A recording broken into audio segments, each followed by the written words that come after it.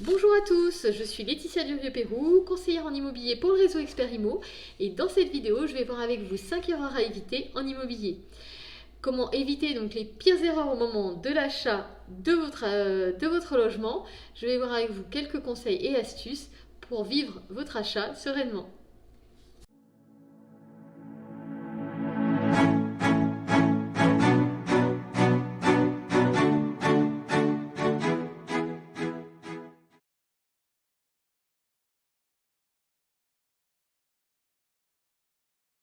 Alors, la première erreur, ne pas connaître votre capacité de financement.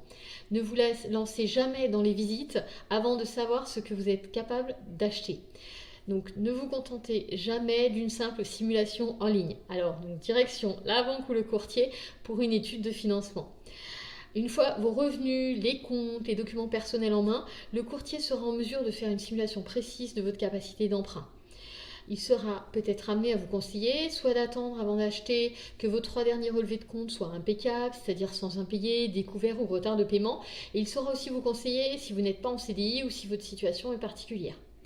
Rien de pire dans tous les cas que de signer un compromis de vente et de se rendre compte 2 mois plus tard que la banque ne vous suit pas dans votre projet. Alors anticipez.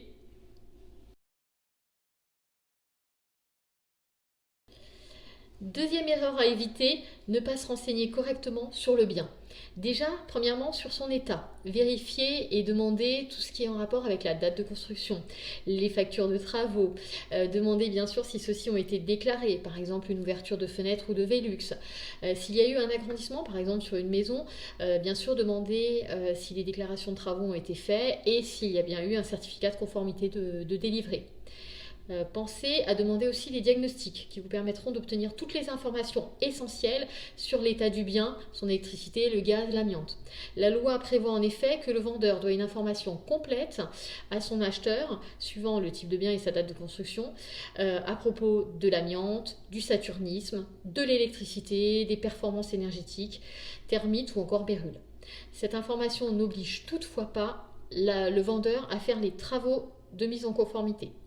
Concernant l'assainissement, il est indispensable de savoir bien sûr si la maison est reliée ou non à l'assainissement collectif. Enfin, pensez à demander tout ce qui est documents notariaux. Renseignez-vous auprès du conseiller immobilier afin d'avoir le montant des charges et demandez-lui les 3 derniers PV d'assemblée générale afin d'avoir un œil sur les travaux effectués sur l'ensemble de la copropriété et sur les travaux à venir. Si vous achetez une maison, pensez à vérifier s'il y a des servitudes, comme des servitudes de passage par exemple.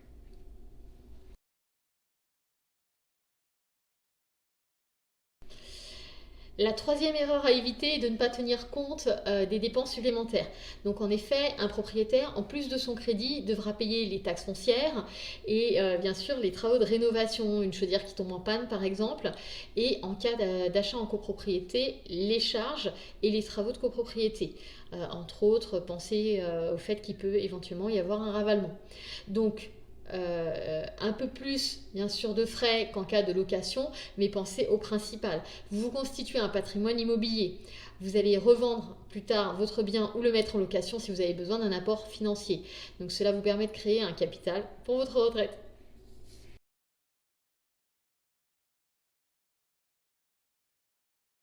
Quatrième erreur à éviter est d'être trop exigeant.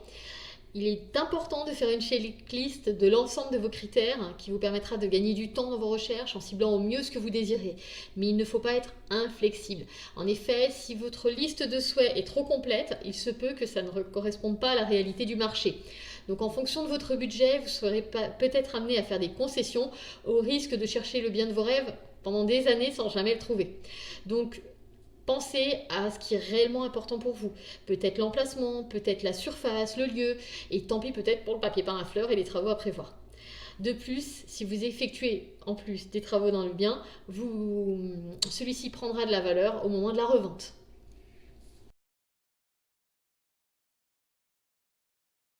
Enfin, donc, la cinquième erreur est de ne pas vous faire seconder par des professionnels, que ce soit par un conseiller immobilier, un architecte ou encore un artisan. Alors, tout d'abord, l'agent immobilier fera une sélection de vos critères et vous permettra de vous faire gagner énormément de temps. Vous aurez face à vous un interlocuteur qui sera à l'écoute de votre besoin et qui saura vous accompagner dans l'ensemble de votre projet. Un conseiller immobilier peut vous aider à cerner vos besoins au mieux, de façon à vous proposer des biens capables d'y répondre.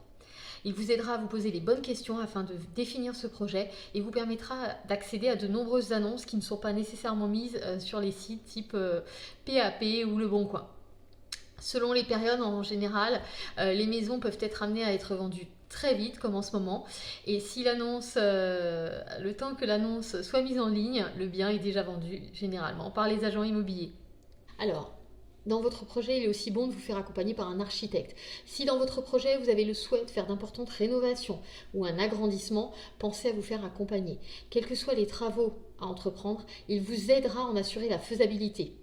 Il concevra avec vous un projet sur mesure et vous accompagnera à chaque étape de sa réalisation jusqu'à sa livraison. Enfin, pensez aussi à appeler un artisan si vous souhaitez faire des travaux de plomberie, de décoration ou d'électricité. Pensez à faire des devis et de connaître le montant des travaux à prévoir pour votre financement futur. En conclusion, j'espère que cette vidéo vous permettra d'éviter ces 5 erreurs et d'effectuer votre futur achat en toute sérénité. Si vous avez besoin d'autres conseils, n'hésitez pas à vous rendre sur mon blog ou sur les autres vidéos et bien sûr à vous abonner à ma page. Je vous dis à très bientôt. Ciao!